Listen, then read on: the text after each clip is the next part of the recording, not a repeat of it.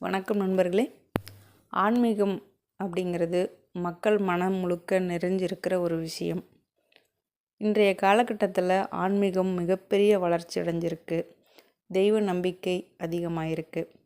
கடவுள் மேலே மக்கள் வச்சிருக்கிற பக்தி அப்படிங்கிறது நாளுக்கு நாள் அதிகமாகிக்கிட்டே போகுது. மாதா பிதா குரு தெய்வம். கடவுள் 4வது இடத்துல இருக்கார். அப்பா அம்மா, அதுக்கு பிறகு பார்த்திங்கன்னா குரு. இந்த குருவுடைய உபதேசம் அப்படிங்கிறதும் குரு வழிபாடு அப்படிங்கிறதும் ஒரு குருவை தலைமையாக வச்சுக்கிட்டு நாம் நம்மளோட வாழ்க்கையை வழிநடத்துறது அப்படிங்கிறதும் ரொம்ப அற்புதமான ஒரு விஷயம்.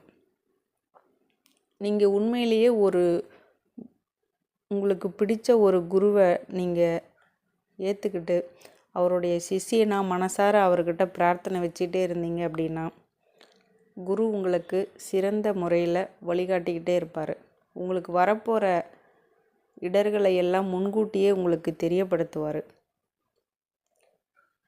இதுக்கு மிகச்சிறந்த ஒரு உதாரணமாக இருந்தவர் பகவான் ரமண மகரிஷி அவர்கள். அவர் இப்போ நம்ம கூட இல்லைன்னா கூட அவருடைய பக்தர்களெல்லாம் பார்த்திங்கன்னா ஒரு ஞானியாக இருந்து அவர் முன்னாலேயே எனக்கு வரக்கூடிய பிரச்சனைகளை சொன்னார். இந்த இடத்துல இதுதான் நடக்கும் அப்படின்னு சொன்னார். அதே மாதிரி நடந்தது அப்படின்னு நிறைய விஷயங்களை ஷேர் பண்ணிகிட்ருக்காங்க இன்றைக்கி வரைக்குமே. உண்மையான ஒரு ஆன்மீகவாதி அப்படின்னா ஒரு சில வகைப்பாடுகள் அப்போல்லாம் கடைப்பிடிச்சாங்க. ரமண மகரிஷி அவர்களுடைய உடையாகட்டும் உணவாகட்டும் இதெல்லாம் பார்த்திங்கன்னா ஒரு வரைகோடு மாதிரி இருக்கும். அதை தாண்டி அவர் ஒருபோதும் போனதே இல்லை. இளமை காலத்திலேயே ஆன்மா அப்படிங்கிறது தான் உண்மை, இந்த உடல் அப்படிங்கிறது அழியக்கூடிய ஒன்று அப்படிங்கிறத உணர்ந்து அதை தன்னால் முடிஞ்ச அளவுக்கு தன்னை நாடி வர எல்லாரையுமே உணர வச்சவர் ரமண மகரிஷி அவர்கள். திருவண்ணாமலை அப்படின்னா நம்ம அருணாச்சலேஸ்வரர் எப்படி ஞாபகத்துக்கு வராரோ அதே போலவே ரமண மகரிஷி அவர்களும் நம்ம ஞாபகத்தில் வருவாங்க. அந்த அளவுக்கு மக்கள் மனசில் பதிஞ்சு போன ஒரு குருமார் அப்படின்னா அது ரமண மகரிஷி அவர்கள். உலக அளவில் பிரசித்தி பெற்ற ஒன்றா இருக்குது ஸ்ரீ ரமண ஆசிரமம்.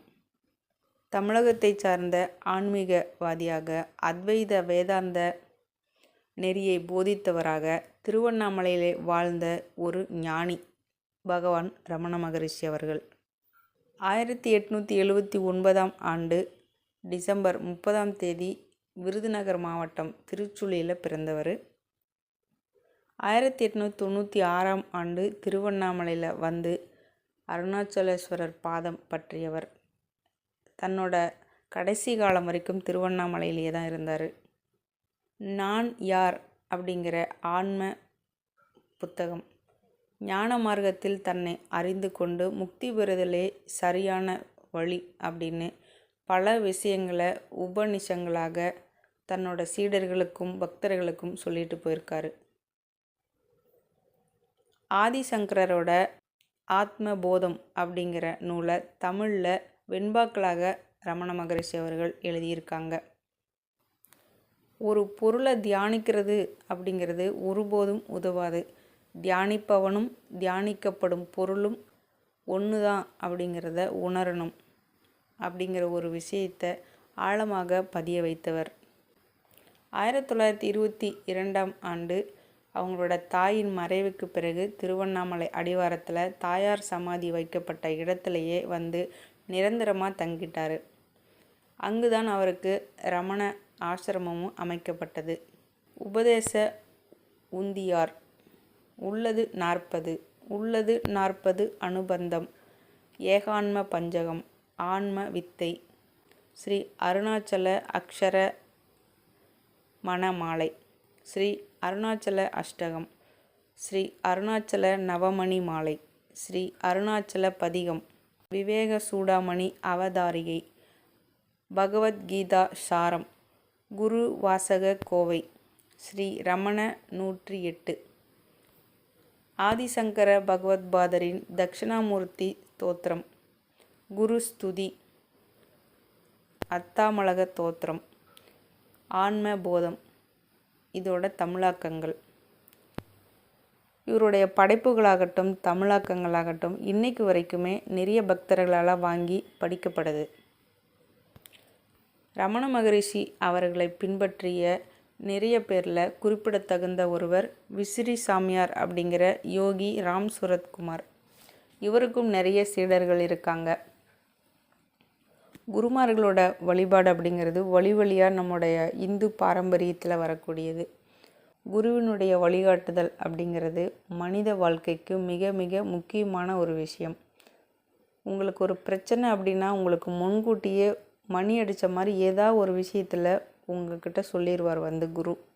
சரியான புரிதலோட நம்ம குருவை சரணடைந்தால் உங்களுக்கு வாழ்க்கையில் நடக்கும் அத்தனையுமே அற்புதங்களாக இருக்கும்.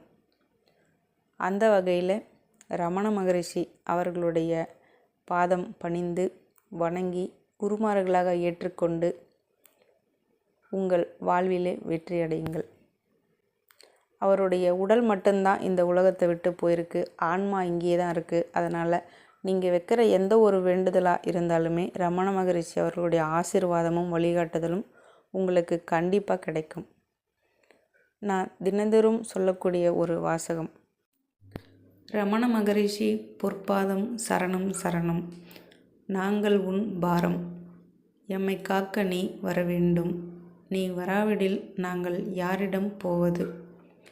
எனவே கருணை மழை பொழியும் ரமணா, உடனே வந்து எங்கள் துன்பத்தை நீக்கி இன்பத்தை அருள்வாயாக அப்படின்னு தினமும் ரமண மகரிஷி அவர்களை வேண்டிக்கிட்டோம் அப்படின்னா கண்டிப்பாக நமக்கான வழி கிடைக்கும். இன்று அவருடைய பிறந்த தினம். குரு வணக்கம் சொல்லி வணங்குவோம். நன்றி நண்பர்களே.